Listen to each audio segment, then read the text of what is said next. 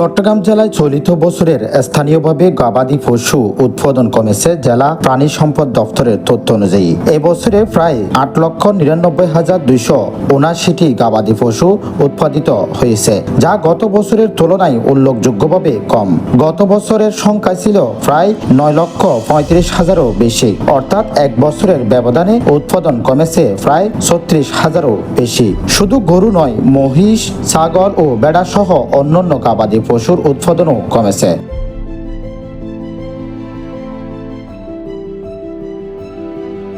চলিত বছরের মোট উৎপাদিত পশুর সংখ্যা দাঁড়িয়েছে প্রায় 7,77,000-এর কিছুটা বেশি, যা গত বছরের মধ্যে সর্বনিম্ন বলে জানিয়েছে সংশ্লিষ্ট কর্তৃপক্ষ।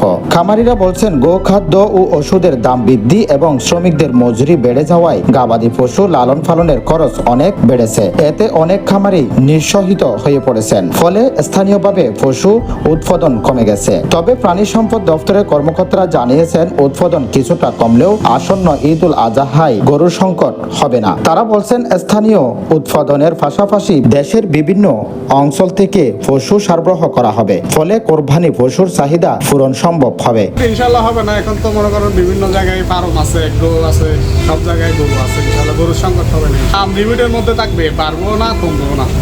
জেলা প্রাণী সম্পদ দপ্তরের তথ্য মতে গত কয়েক বছরে উৎপাদনের ওঠানামা থাকলেও চলিত বছরের উৎপাদন সবচেয়ে কম হয়েছে। 2021 সালে যেখানে প্রায় 7,56,000 পশু উৎপাদিত হয়েছিল, সেখানে 2025 সালে তা কিছুটা বাড়লেও এবার আবার কমে গেছে। বিশেষজ্ঞরা মনে করছেন, খামারিদের জন্য ভর্তুকি গোখাদ্যের দাম নিয়ন্ত্রণ এবং সহজ শর্তে ঋণের ব্যবস্থা না করলে ভবিষ্যতে উৎপাদন আরও কমে যেতে পারে বলেও মনে করছেন।